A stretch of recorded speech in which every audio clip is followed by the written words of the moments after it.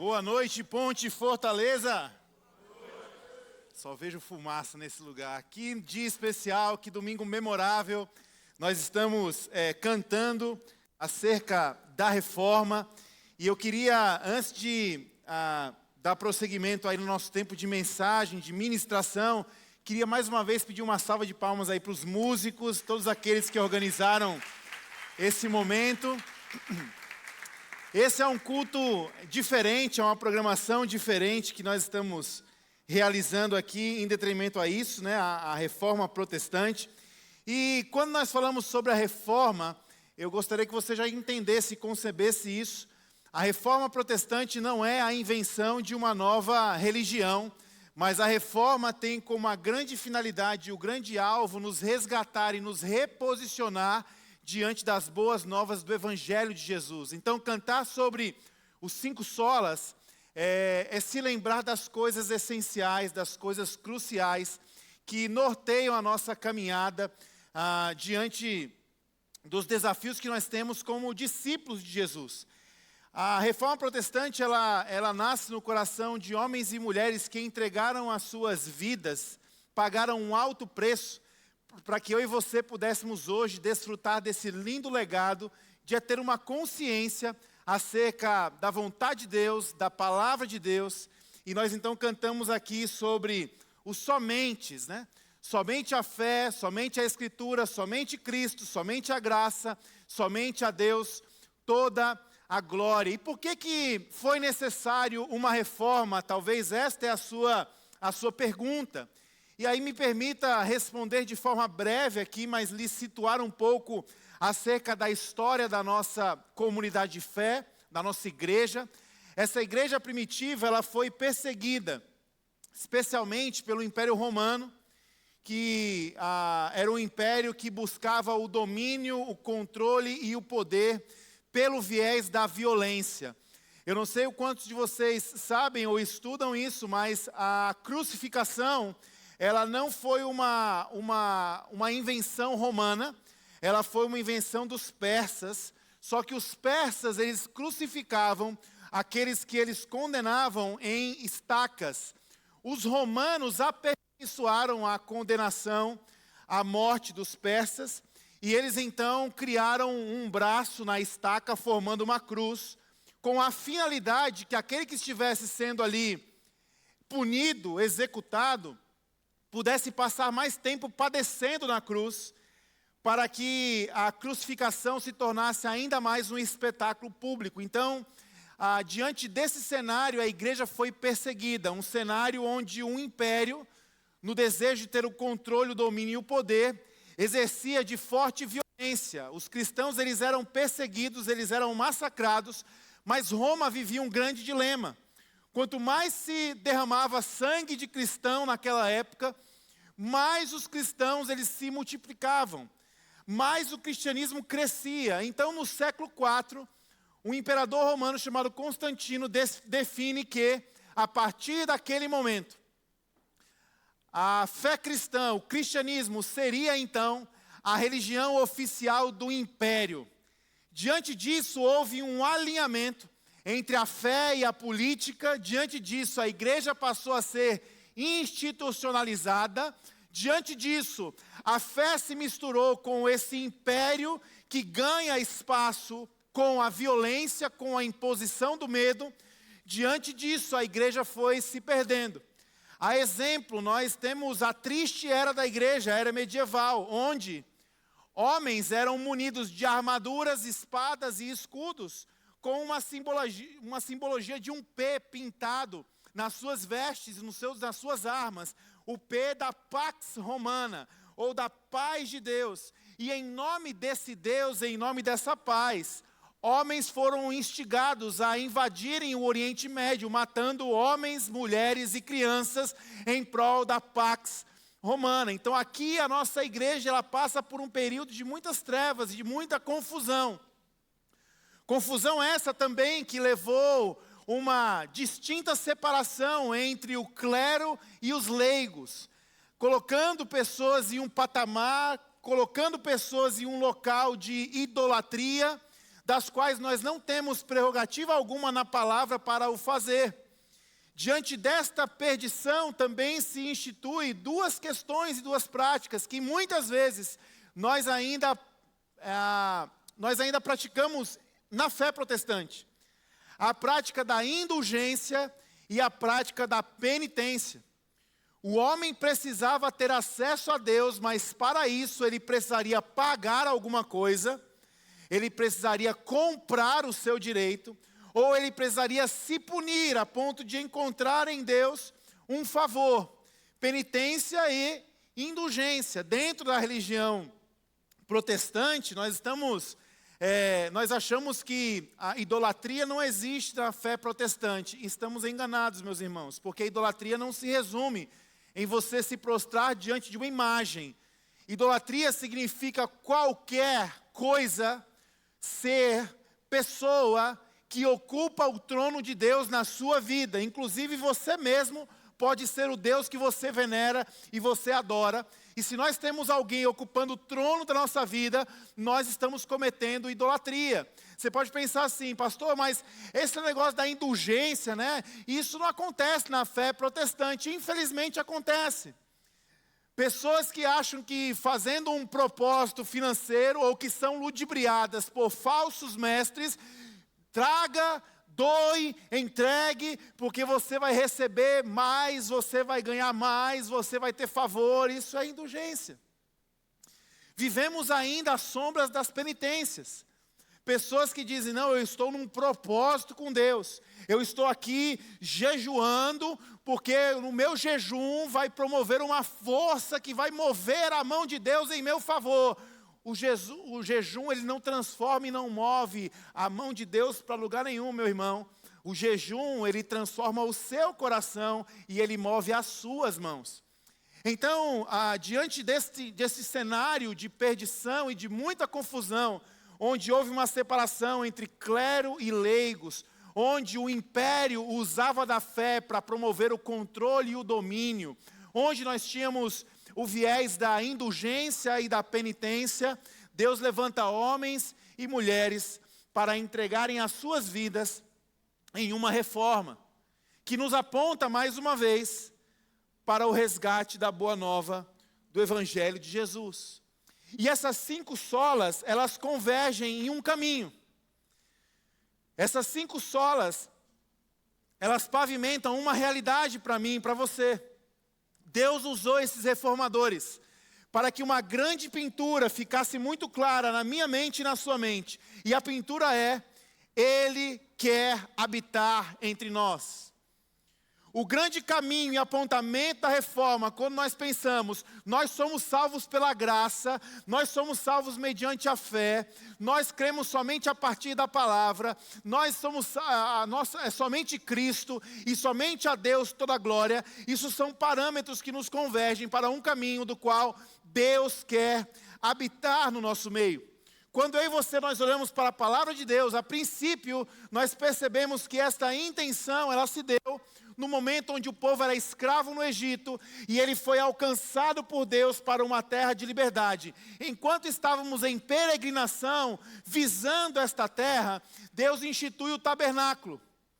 Uma tenda móvel que era montada e armada como um local do encontro, a habitação de Deus no meio do seu povo, do qual ele estava libertando. Depois que esse povo chega em uma terra, e a terra é a terra que Deus separou e estabeleceu, Deus pede um desafio a esse povo: não mais uma tenda móvel, não mais um tabernáculo, mas agora sim um templo. Um templo feito por mãos humanas. Aqui Deus está mais uma vez tornando clara a sua intenção de poder habitar no meio do seu povo. A Bíblia nos diz em Ageu uma palavra interessante que é: a glória do segundo templo será maior do que a do primeiro templo. E nós já aprendemos e conversamos aqui na ponte sobre isso. Que quando nós olhamos para essa passagem bíblica, Ageu não estava mais se referindo a um templo feito por mãos humanas. Ageu estava se referindo ao cumprimento da nova aliança, onde o próprio Jesus, ao entrar nesse segundo templo, ele diz: eu destruirei esse templo e reconstruirei esse templo em 3 dias. Quando olhamos para Jesus, podemos perceber a progressão desse entendimento. Não mais tabernáculo, não mais templo. João vai nos dizer que Jesus, ele é o Deus encarnado, que se tornou carne e que ele habitou entre nós.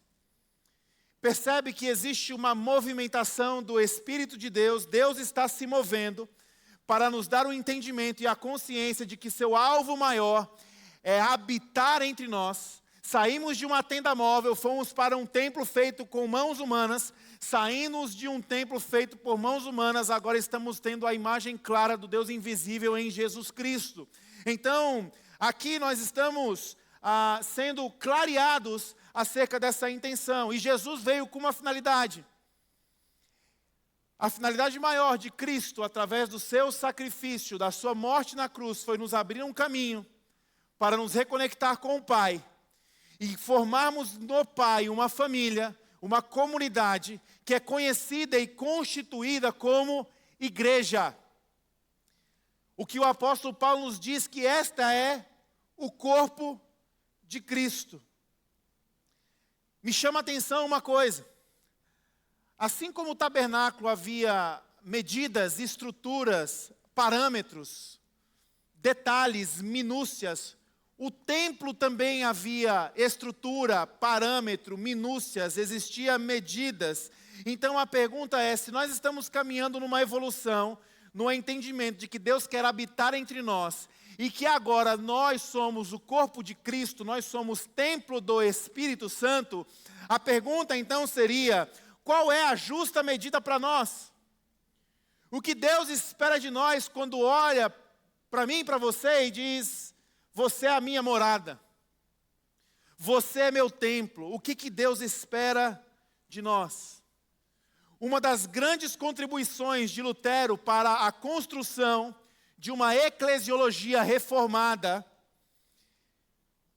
foi a sua visão a respeito do sacerdócio, de cada filho e cada filha de Deus. Lutero buscou promover, ao menos no campo das ideias, uma quebra tradicional da divisão que havia entre a igreja, a divisão do clero e a divisão dos leigos. O clero era formado pelos sacerdotes e o laicado era composto por um povo comum. Era uma casta onde existiam aqueles que eram santos, que eram dignos, que eram respeitados, aqueles que tinham autoridade, aqueles que tinham intimidade, e existia um resto, e esse resto era um povo comum, que necessitava da figura sacerdotal para ter uma relação com Deus. Lutero, então, empenhou a sua vida para que esta estrutura ela fosse desconstruída. Por que Lutero empenhou a sua vida para isso? A Bíblia nos diz em Êxodo 19, versos 5 e 6, agora, se me obedecerem fielmente e guardarem a minha aliança, vocês serão meu tesouro especial entre todas as nações. Embora toda a terra seja minha, vocês serão para mim um reino de sacerdotes e uma nação santa. Estas são as palavras que você dirá aos israelitas. Lutero tinha em mente que ele deveria combater com a sua vida a divisão de classes, porque Deus estava no seu desejo de habitar entre nós, formando para si um reino de sacerdotes, não um reino com sacerdotes, um reino de sacerdotes, porque não existe mais divisão entre o clero e o laicado, porque não existe divisão entre os sacerdotes e o povo comum, porque Deus está habitando no nosso meio, e a consequência, os intentos e o plano desse Deus é formar para si um reino de sacerdotes. Eu e você, todos nós, somos sacerdotes. 1 Pedro 2, 9 e 10 nos chama a atenção para isso. Vocês, porém, são geração eleita, reino de sacerdotes, nação santa, povo que pertence a Deus para anunciar as grandezas daquele que os chamou das trevas para a sua maravilhosa luz. Antes vocês não eram povo, mas agora são povo de Deus. Não haviam recebido misericórdia, mas agora a receberam. A justa medida, a estrutura que está no coração de Deus, na implantação do seu reino, do qual Ele habita, é que eu e você possamos assumir o nosso papel de sacerdotes. Ou seja, à medida que Deus está estabelecendo para si a construção do seu reino, nós temos uma resposta a dar. E esta resposta não é exclusiva de alguns. Essa resposta é sim para todos. Apocalipse 1, versos 5 e 6, nos relembra mais uma vez sobre isso. E da parte de Jesus Cristo, a testemunha fiel, o primogênito dentre os mortos e o soberano dos reis da terra, ao que nos ama e que nos libertou dos nossos pecados por meio do seu sangue, constituindo-nos reino e sacerdotes para o seu Deus e Pai. A Ele sejam a glória, o poder e os séculos dos séculos. Amém.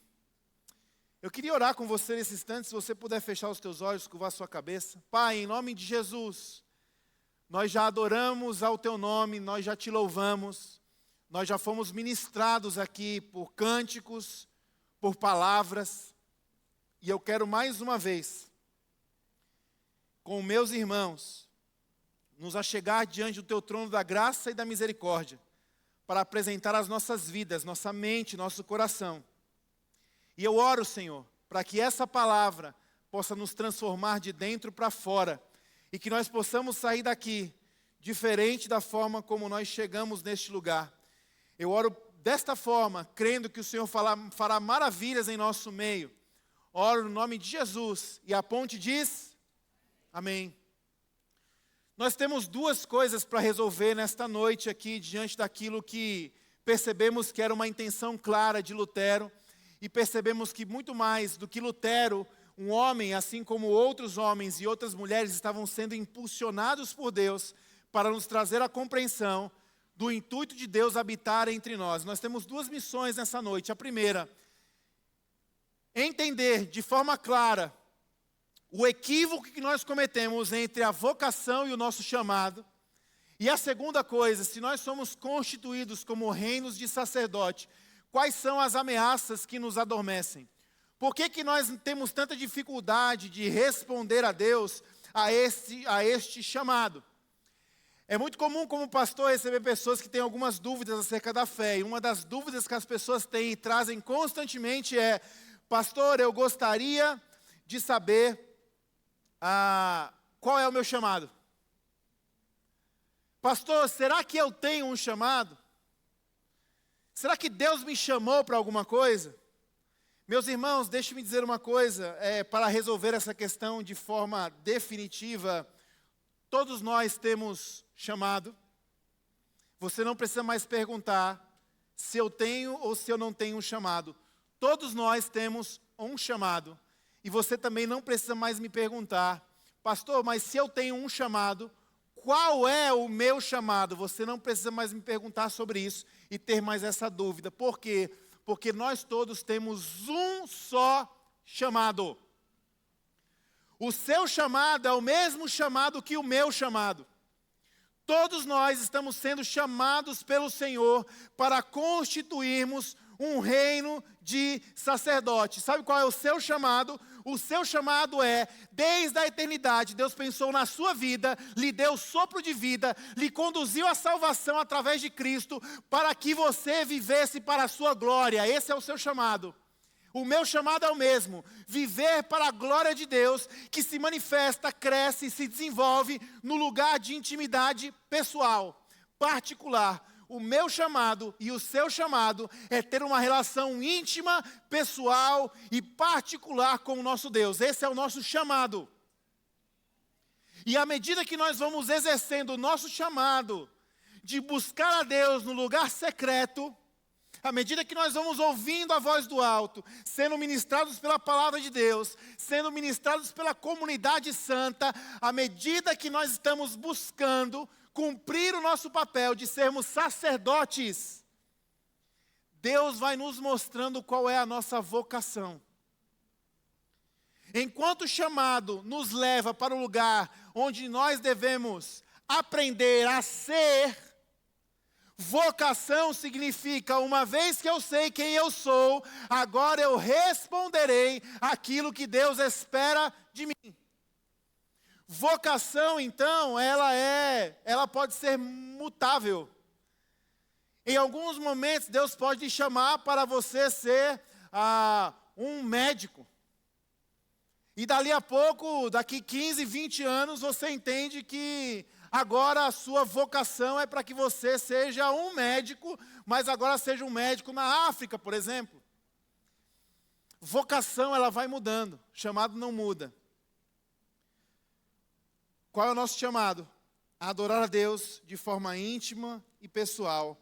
E à medida que nós abraçamos o nosso chamado, Deus vai nos dando a consciência da nossa vocação. É por isso e é por essa razão que Lutero destruiu teologicamente a heresia das classes eclesiásticas e incentivou a participação de todos os cristãos na obra do ministério, porque ele tinha esse entendimento. É por isso que este homem se dedicou para que esse sistema instituído em busca do controle, do domínio, usando do viés da violência, estabelecendo uma casta de diferença de classes, esse homem ele entrega a sua vida em busca de uma revolução, porque ele estava acreditando que nós havíamos sendo chamados, todos nós tínhamos o chamado de exercer a obra do ministério. João Calvino, um outro reformador, em contrapartida, embora sem negar a validade do sacerdócio e dos líderes ordenados, ele também se opôs de forma violenta aos abusos do clericalismo, que negava às pessoas os seus plenos direitos e responsabilidades como servos de Deus, redimidos e restaurados. É muito triste pensar que até hoje, na nossa igreja atual, nós estamos sofrendo com essa crise de poder. Que crise de poder é essa? A terceirização da fé. A crise do poder que se estabelece assim: eu quero ter um pastor super-homem. De preferência impecável. De preferência um cara assim que ele saiba todos os mistérios da palavra de Deus e que ele não ande 1 milímetro fora daquilo que é correto. Eu quero um varão perfeito. Nós temos essa megalomania na cabeça. Por que nós queremos isso? Em parte, nós desejamos isso, porque enquanto eu tenho alguém para jogar o jugo da responsabilidade, eu tenho espaço para me abster e não me responsabilizar.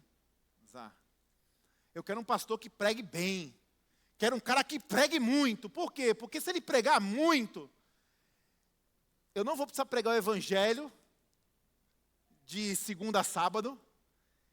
Eu vou precisar só aprender como é que eu monto uma armadilha para levar os meus amigos na igreja, porque o resto o pastor faz. Eu também não vou precisar fazer devocional, porque assim, eu vou perder tempo de ficar fazendo devocional? Não, eu tenho um pastor. De segunda a sábado, a vida assim, a minha fé é medíocre, mas no domingo, o pastor chega lá, sobe lá, e ele estraçalha com tudo. Eu quero um pastor assim. Muitas vezes nós estamos desejando essa perfeição sacerdotal, porque no fundo, isso está nos liberando de assumir a nossa responsabilidade em Deus. Não é à toa que quando tem aniversário, quando tem pastor em aniversário, a família não faz oração. Quem ora? É o pastor. Quem fala é o pastor. Quem prega é o pastor, é o pastor, é o pastor. Nós estamos terceirizando a nossa fé, terceirizando a nossa vida com Deus. Nós chegamos a fazer uma loucura, e não faça mais isso, em nome de Jesus. Não olhe para o seu filho e diga assim: se você não se comportar, eu vou conversar com o pastor para ele vir falar com você. Sabe o que você está pintando no coração do seu filho? Que o pastor é um Fred Krueger.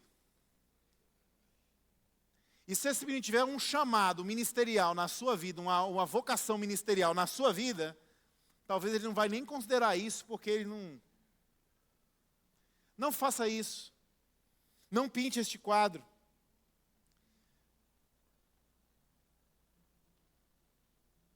O outro prejuízo dessa terceirização da fé. Homens que se tornam seduzidos por essa posição de poder, por essa autoridade, por essa admiração e por esse respeito, e eles se permitem ser colocados no pedestal, no patamar, eles assumem para si que são homens perfeitos, que não falham, que são os varões, que conhecem de tudo, que sabem de tudo. Esses homens caminham para a ruína.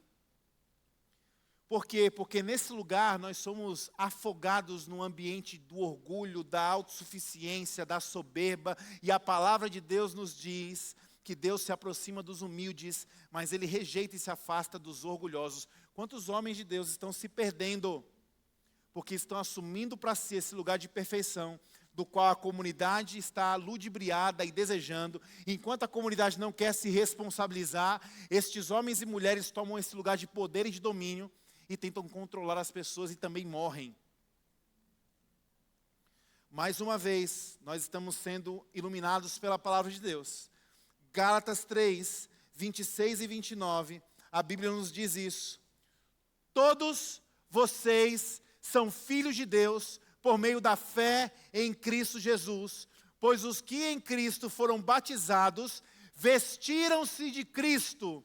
Não há judeu nem grego, nem escravo nem livre, nem homem nem mulher, pois todos são um em Cristo Jesus. Se vocês são de Cristo, são descendência de Abraão e herdeiros segundo a promessa.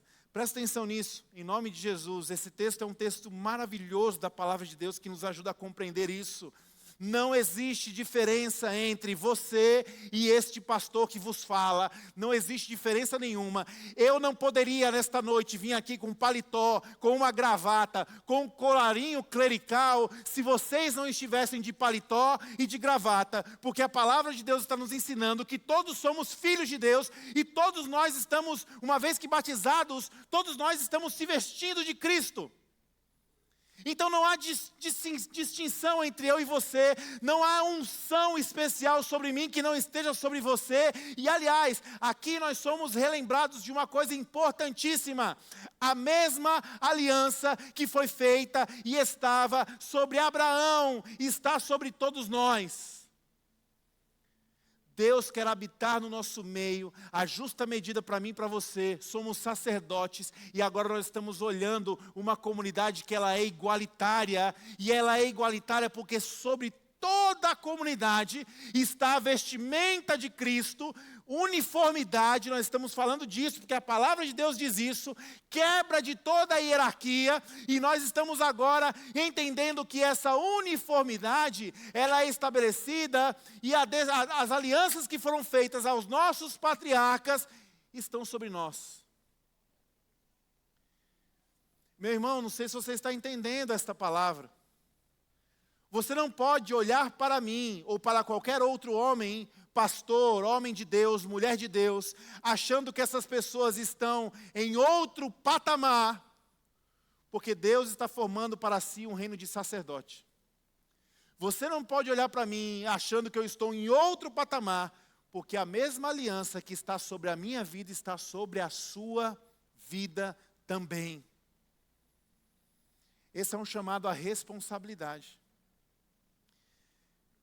Quantos de nós olhamos para alguns exemplos da palavra de Deus, alguns homens e mulheres, e dizemos assim: caramba, Abraão, se eu fosse 10% do que o Abraão foi, estava tudo resolvido.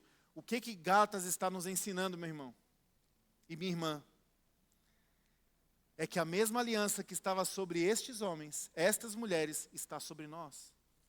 A Bíblia, inclusive, nos dá essa linda ilustração de que eu e você, quando nós assumimos o papel, quando nós respondemos ao nosso chamado, que significa estar nutrindo uma vida íntima, particular, uma vida pessoal com o nosso Criador, adorando a Deus dentro da nossa casa, do nosso quarto, porque foi ali que nós fomos chamados para estar, e a partir dali, você se levanta e você cumpre a sua vocação.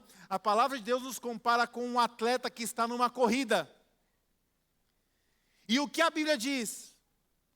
A Bíblia não diz que você deve correr assim, pensando, poxa, eu não estou correndo igual a Abraão, né? Como eu queria correr como Moisés.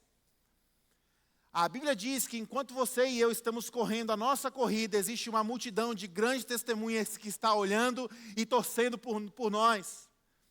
A ilustração aqui na nossa mente e coração deveria ser: Deus me chamou para ser um sacerdote, a aliança que Ele fez com Abraão foi feita comigo, eu vou cumprir o meu chamado de me encher de Deus, buscar a Deus no secreto, correrei para a minha vocação, na certeza que Abraão, Moisés, Paulo, Esther, Ruth, Maria estarão na plateia dizendo: corra a sua corrida, porque a mesma aliança que estava sobre mim está sobre você.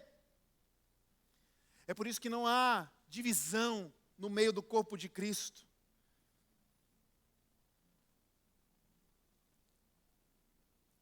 Estes homens fizeram um excelente papel acerca de uma boa teologia, mas o sacerdócio universal de cada cristão, ele continua sendo negligenciado em todos os ramos da cristandade. Se você considera que o catolicismo tem um viés cristão, que o protestantismo tem um viés cristão, que o luteranismo tem um viés cristão, em todos os vieses cristãos, nós ainda estamos lidando com um adormecimento dos sacerdotes, nós ainda estamos lidando com essa falsa ideia de que existe um ungido de Deus e o resto tem que seguir esse ungido. Nós precisamos combater isso, e é por isso que esses homens entregaram as suas vidas.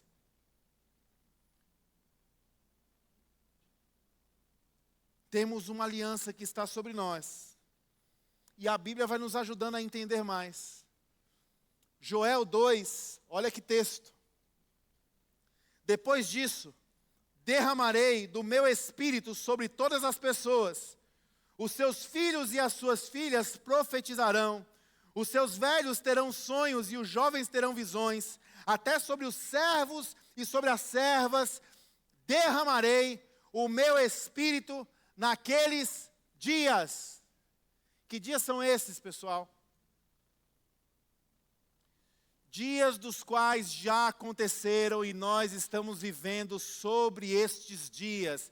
Dias que se cumpriram em Atos capítulo 1, verso 8, quando nós receberíamos poder, quando o Espírito Santo descer sobre vocês, e vocês serão minhas testemunhas em Jerusalém, como em toda a Judéia e Samaria, até os confins da terra. Presta atenção nisso. O maior intento de Deus era habitar entre nós. Na criação, nós temos isso de forma muito clara, quando nós vemos Deus, ou na figura do Pai, do Filho e do Espírito Santo, dizendo assim: façamos o homem a nossa imagem e semelhança, imago Dei, imagem de Deus. Por que Deus faz o homem à sua imagem? Porque existia uma clara intenção para que esse homem entrasse na dança com o Pai, com o Filho e com o Espírito Santo de Deus. Eu e você, nós somos chamados para isso. Nossos encontros, então, não deveriam ser eventos. Nossos encontros não deveriam ser permeados pela expectativa: quem vai louvar a Deus hoje? Quem vai pregar nesse domingo? Quem está vindo nos dar uma palavra? Olha, estamos trazendo dos Estados Unidos uma pessoa. Nossos encontros deveriam ser encontros onde a grande expectativa era que você, uma vez que encontrou a Deus no seu secreto, pudesse cumprir a sua vocação, enquanto você está vindo para ministrar o povo de Deus e ser ministrado pelo povo de Deus. Em outras palavras, os nossos ajuntamentos deveriam ser o encontro dos sacerdotes. Onde um tem um salmo, um tem uma palavra, um tem uma oração, um tem um abraço que abençoa. A grande questão é: por que adormecem então os sacerdotes? Por que essas coisas são tão complicadas e difíceis de acontecer? Primeira coisa, porque nós não estamos dispostos a morrer. Como assim, Senhor? Não entendi o que você está me dizendo. Nós lemos agora Êxodo, certo? A continuação daquilo que Deus estava promovendo no meio do povo de Israel. Olha o que o texto diz, Êxodo 20, do verso 18 a 21. Vendo-se o povo diante dos trovões e dos relâmpagos, e do som da trombeta e do monte fumegante, todos tremeram de medo. Ficaram à distância e disseram a Moisés: fala tu mesmo conosco, e ouviremos. Mas que Deus não fale diretamente conosco, para que não morramos. Moisés disse ao povo: não tenham medo, Deus veio prová-los, para que o temor de Deus esteja em vocês e os livre de pecar. O povo permaneceu à distância, ao passo que Moisés se aproximou da densa escuridão em que Deus se encontrava. Por que nós estamos como sacerdotes adormecidos? Por que nós estamos terceirizando a fé? Por que nós continuamos perpetuando indulgência, penitência, divisão de clero? Por que nós precisamos de uma reforma? Porque nós não estamos dispostos a morrer, meus irmãos. E aqui esses homens e mulheres estavam certos. Toda vez que eu e você, nós buscamos a Deus no nosso íntimo, todas as vezes que nós vamos para o lugar secreto, alguma coisa em nós tem que morrer. Quando nós buscamos a Deus face a face, tiramos as nossas armaduras, as nossas fantasias, revelamos a Deus as nossas naturezas ruins, pecados, falhas de caráter, a doce voz de Deus nos convida a matar alguma coisa. E porque muitas vezes nós não queremos matar o nosso orgulho, o nosso egoísmo, o nosso materialismo, não queremos matar a nossa ira, não queremos matar a nossa vontade de controlar as pessoas, porque nós não queremos morrer, nós não estamos mais buscando a Deus no íntimo. Porque nós não queremos mais morrer, nós estamos olhando para homens e mulheres de Deus, que são pastores, pastoras, e estamos esperando que essas pessoas possam morrer por nós. É o que aconteceu no texto aqui. Moisés, a gente não quer falar com Deus não, se a gente falar com Deus a gente morre. Então fala você, Moisés, aqui. O que está acontecendo? Eles não achavam que Moisés era imortal diante de Deus. Eles estavam revelando a natureza do homem. A natureza do homem é assim, se alguém tem que morrer, deixa eu ver quem está do meu lado para ir primeiro. Ô Moisés, alguém vai chegar lá e vai morrer, então fala o seguinte, vai você falar com Deus. Precisamos parar de permitir ter uma vida de fé medíocre, onde estamos dependendo de que as pessoas venham a morrer por nós. A minha vida de segunda a sábado minha vida sou eu, é na minha força, no meu jeitão. Lugar secreto, não preciso disso não. Ouvir a voz de Deus, eu não preciso disso. Adorar a Deus, estar em comunhão com meu Deus de forma íntima e pessoal, eu não preciso disso. Porque se eu for nesse lugar, alguma coisa vai ter que morrer. Então eu vou esperar até domingo.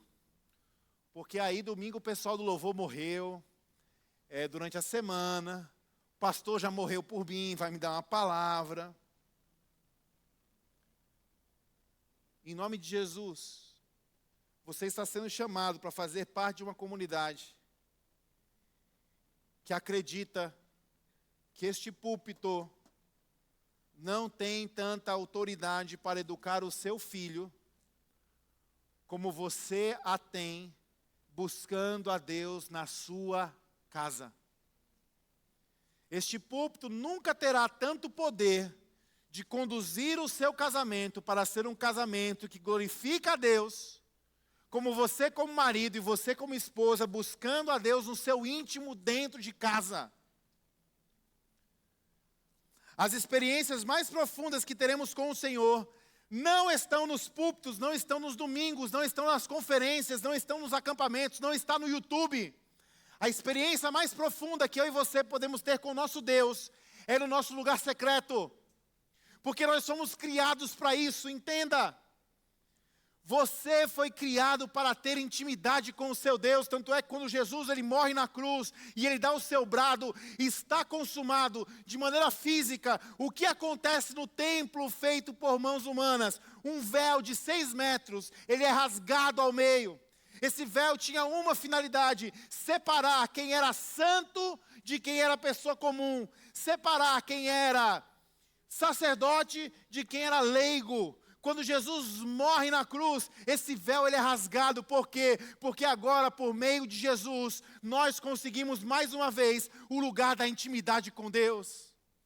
Por meio de Jesus, nós estamos mais uma vez tendo a chance de constituir um reino de sacerdotes. Essa é a parte fundamental do seu chamado.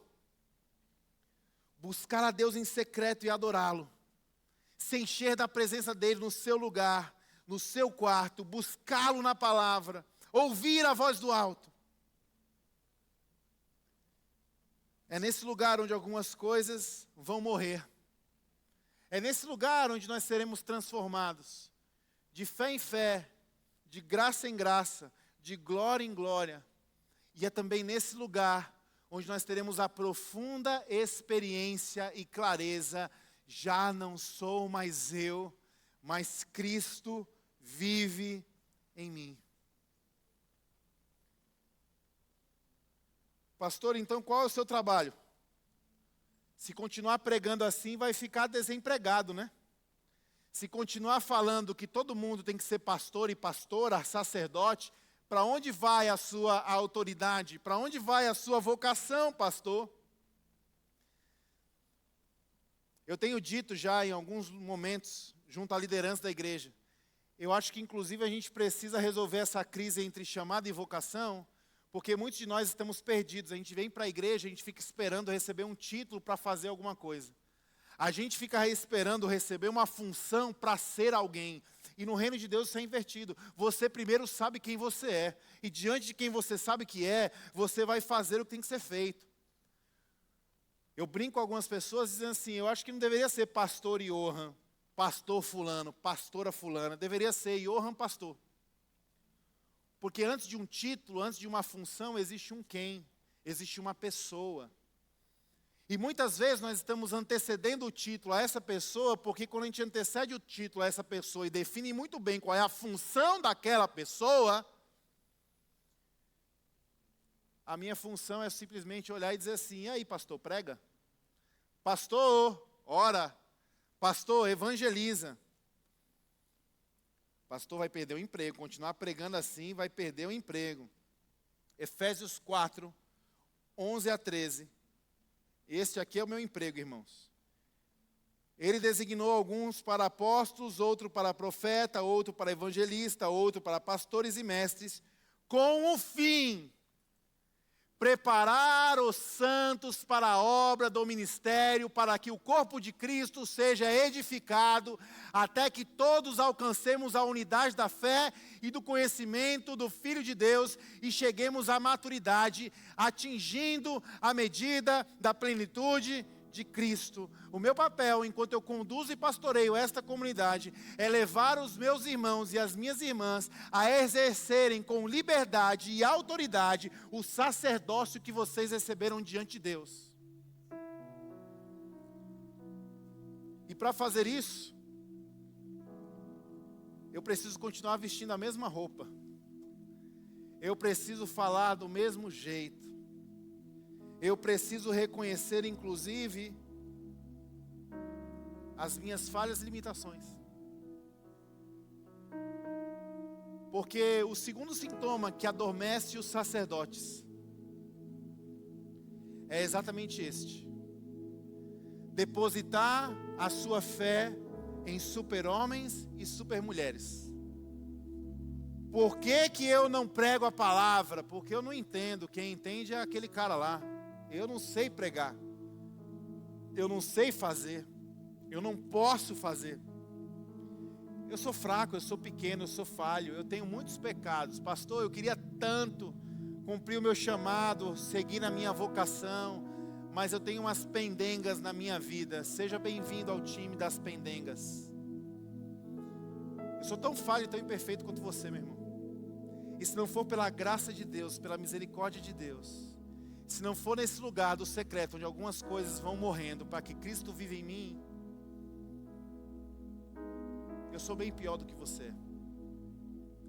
Eu tenho lutas, tenho pecados, eu luto, eu tenho falhas de caráter, eu luto contra a autossuficiência, eu luto contra a mentira, eu luto contra evitar o conflito, eu luto em dias de melancolia, porque eu perdi minha mãe com 23 anos de idade, o luto ainda me acompanha. Eu luto com o olhar lascivo, eu luto com a imoralidade, eu luto com uma série de coisas muito semelhantes às quais você luta também. Eu não sou super-homem. O ministério é sustentado pela graça de Deus. E à medida que eu vou revelando a vocês as minhas lutas, eu faço isso em fé, porque vocês possam olhar para as lutas que vocês têm e digam assim: poxa, se são lutas tão semelhantes, tão parecidas, eu posso também fazer o que ele faz. E por fim, qual o terceiro obstáculo a ser removido do nosso meio? A compreensão equivocada do que significa trabalho. O que a Bíblia diz sobre trabalho? Pensamos que trabalhar é algo secular. Pensamos que o meu emprego, a minha profissão, quem eu sou fora das quatro paredes, isso não diz respeito à minha fé. Em nenhum lugar das Escrituras nós encontramos margem para esta compreensão. Jesus nunca tratou com dualidade a vida de ninguém. Jesus nunca olhou para alguém e disse assim: olha, isso aqui é santo, isso aqui é sacro. Isso aqui é de Deus, isso aqui não é de Deus não. Isso aqui domingo é o dia certo e o sábado é um dia complicado e a sexta-feira pior ainda. Jesus nunca trabalhou com dualismo. Quem trabalha com dualismo é Platão. E talvez nós devemos converter os nossos caminhos, porque talvez nós estamos sendo discípulos de Platão. A Bíblia sempre tratou do nosso trabalho, das nossas vocações, como questões justas e dignas, qualquer que seja este trabalho e ofício. Ele é tratado na Bíblia como dádiva de Deus. Não podemos dividir as duas esferas e nem fragmentar isso, porque para o Senhor não há trabalho secular e não há trabalho sagrado. Há simplesmente um trabalho que glorifica a Deus e o que não o glorifica.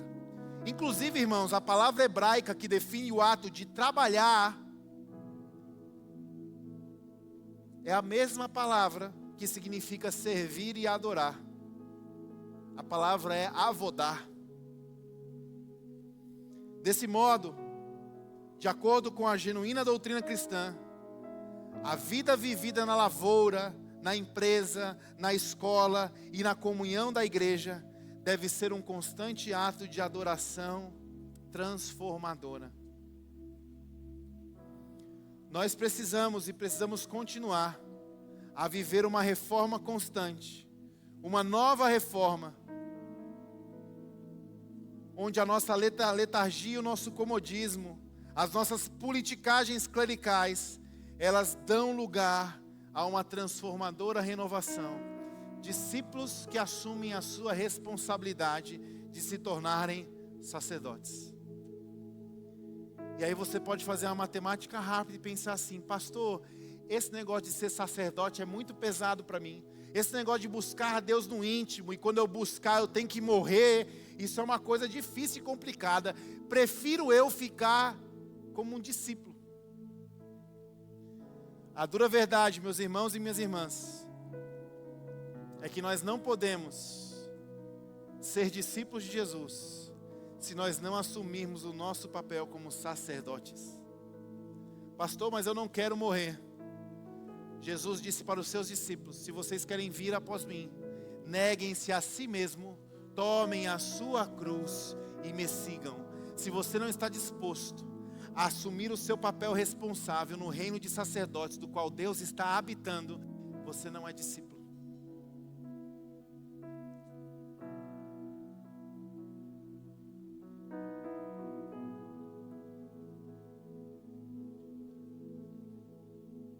Oro para uma revolução no nosso meio, nos nossos dias. Oro por uma reforma. Reforma de que você terá a liberdade de cumprir a sua responsabilidade e exercer livremente os seus dons na igreja. Oro pela reforma de que nós podemos livremente honrar uns aos outros, abençoar uns aos outros. Oro para que no nosso meio aconteça uma reforma onde todos tenham a capacidade de amar uns aos outros. Oro por uma reforma em nosso meio, de que eu e você assumamos a responsabilidade de encorajar e edificar uns aos outros. Oro para que haja uma reforma no nosso meio, de que eu e você possamos ser livres como sacerdotes, aprendendo a orar e a confessar os nossos pecados uns pelos outros. Oro para que sacerdotes se levantem e assumam o compromisso de carregar os fardos uns dos outros. Estas e muitas outras são demonstrações claras de quem entendeu o seu chamado. Queria te convidar a ficar de pé no seu lugar, se você quiser e puder, fechar os teus olhos.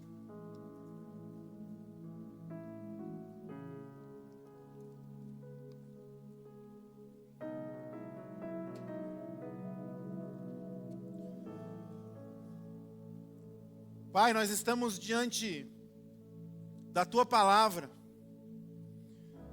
Nós estamos aqui reunidos em Teu nome. Nós já cantamos sobre a graça, nós já cantamos sobre fé, nós já cantamos sobre palavra, nós já cantamos sobre Cristo. Nós já cantamos sobre a Deus toda a glória. Mas essas canções, elas não podem ser cantadas somente com os nossos lábios, porque nós não queremos ser aqueles que te honram com os lábios, mas o coração está distante do Senhor. Por isso a nossa oração nessa noite, nesse lugar, é que uma reforma aconteça em cada um de nós, Senhor. É que nós possamos entender a dimensão, o desejo, a intenção que parte do Senhor, quando na eternidade já disse: façamos o homem imagem e semelhança. Eu oro, Senhor, para que meus irmãos possam ter sede e fome da Tua palavra, possam ter sede e fome da Tua presença. Eu oro para que os meus irmãos possam olhar para os seus lugares íntimos e dizer: aqui o véu foi rasgado, aqui Jesus me trouxe, aqui eu fui chamado para buscar, para adorar, para crescer, para ouvir a voz do alto. Pai, eu oro para que os meus irmãos entendam que esse é o nosso chamado. Uma vida de intimidade com o Senhor. Uma vida que busca pessoalmente, particularmente, dançar todos os dias com o Pai, com o Filho e com o Espírito de Deus. E que ao sair do secreto, cumprem plenamente a sua vocação.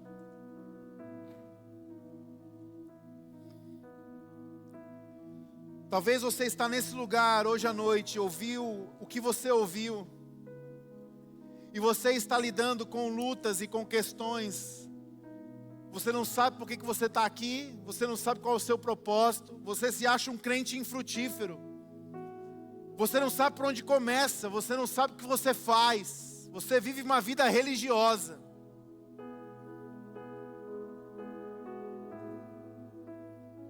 Essa mensagem tem um único objetivo: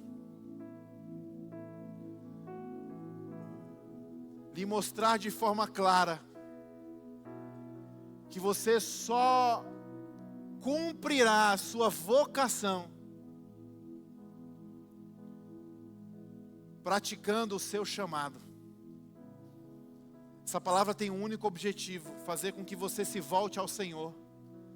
Essa palavra tem um único objetivo: entender que você, como homem e mulher de Deus, você está de pé quando você se coloca de joelhos no seu lugar secreto.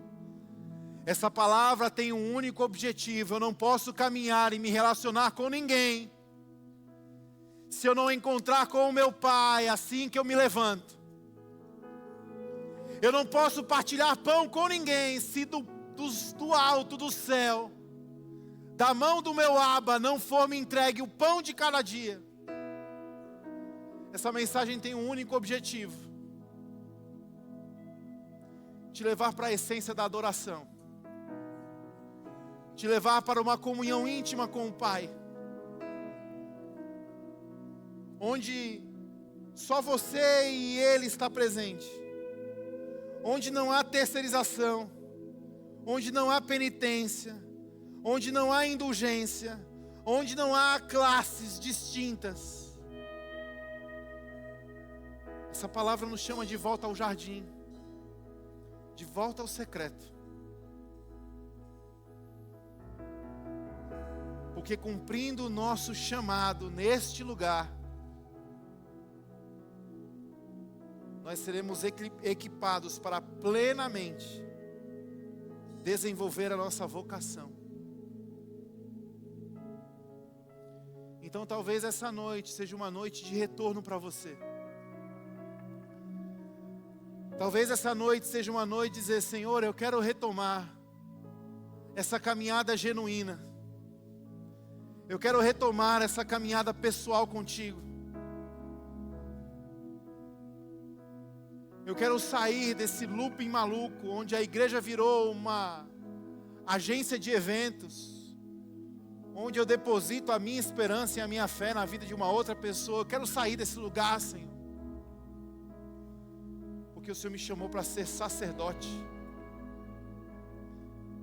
aquele que tem acesso à intimidade com o Senhor, aquele que ouve a tua voz. Pai, eu oro para que nessa noite nós possamos sair desse lugar com esse profundo anseio de ouvir a tua voz.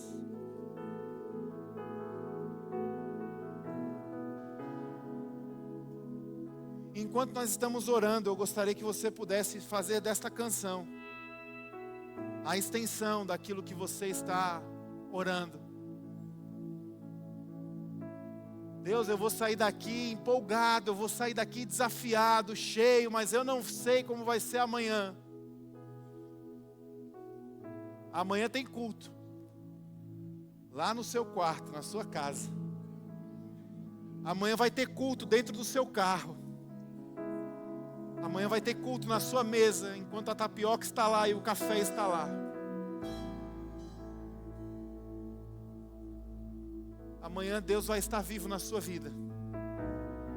E à medida que você morre, você vai poder dizer: não mais eu, mas Cristo vive em mim. Segunda, terça, quarta, quinta, sexta, sábado, não mais eu, mas Cristo vive em mim.